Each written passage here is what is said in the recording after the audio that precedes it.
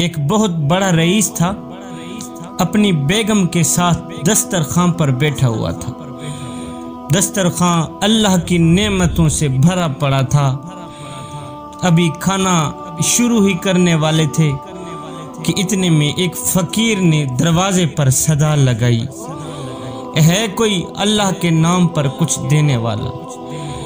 صبح کا بھوکا ہوں، شام ہو گئی ہے، ابھی تک کسی نے مجھے روٹی نہیں دی، بھوک لگی ہے، روٹی چاہیے، ہے کوئی اللہ کے نام پر مجھے ایک روٹی دینے والا؟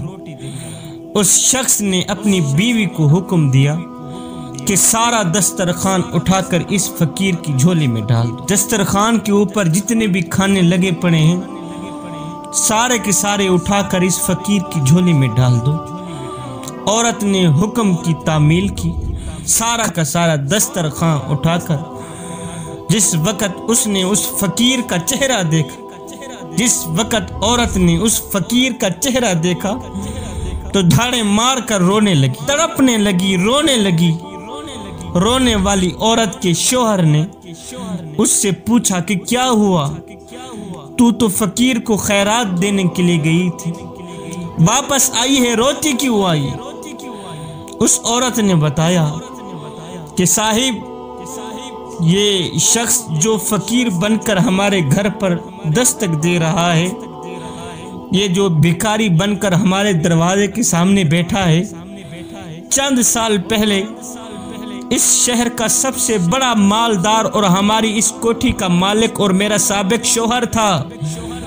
یہ بہت بڑا رئیس تھا، امیر تھا، مالدار تھا، وقت کا بادشاہ تھا، اس کے نوکر تھے، ملازم تھے۔ چند سال پہلے کی بات ہے کہ ہم دونوں دسترخوان پر ایسے ہی بیٹھے تھے جس طرح آج ہم دونوں بیٹھے ہیں، کھانا کھا رہے تھے، ایسے ہی دسترخوان نعمتوں سے بھرا پڑا تھا جیسا کہ آج ہمارے سامنے بھرا پڑا ہے۔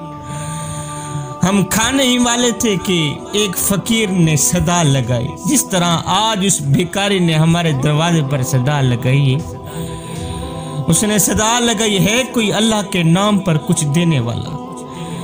میں 2 دن سے بھوکا ہوں، اللہ کے نام پر کھانا دے دو مجھے، دعا کر کے چلا جاؤں گا۔ میرا شوہر دسترخوان سے اٹھا، اس فقیر کی اس قدر پٹائی کی، اس کو بے عزت کر کے اسے لو لہان کر دیا، ذلیل کر کے اس کو مار پیٹ کر بھگا دیا۔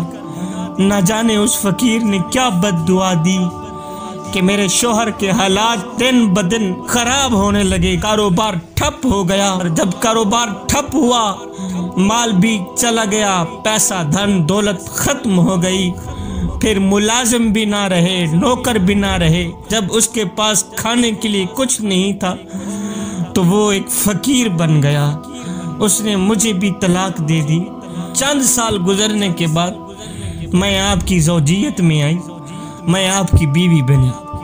شوہر بیوی کی یہ باتیں سن کر چیخ پڑا، بیوی کی یہ داستان سن کر تڑپ گیا، رو کر کہنے لگا، اے میری شریک حیات، کیا میں آپ کو اس سے زیادہ تعجب والی بات نہ سناؤں؟ شریک حیات نے کہا، میرے سرتاج ضرور بتائیں۔ کہنے لگا، جس فقیر کی آپ کے سابق شوہر نے پٹائی کی تھی وہ کوئی دوسرا نہیں تھا بلکہ وہ فقیر میں ہی تھا۔ اللہ اکبر۔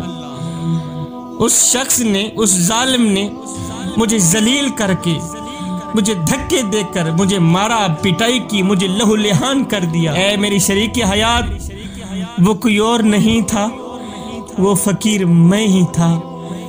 بے شک ظالم اور متکبر کو فلاح نہیں دیتا میرا اللہ۔ جو لوگ غریبوں اور ناداروں پر ظلم کرتے ہیں، دھتکارتے ہیں، ایک دن خود اللہ کی مشیت انہیں اس مقام پر لا کھڑا کر دیتی ہے۔ دنیا ان کو ٹھوکریں مارتی ہیں۔ پھر کہنے کا مطلب یہ ہے، صاحب کسی کی مدد کر اس سے پہلے کہ تیری مدد کی جائے، کسی پر رحم کر اس سے پہلے کہ تیرے پر رحم کیا جائے، کسی کو عزت دے اس سے پہلے کہ اللہ تعالیٰ تجھے عزتوں سے نوازے۔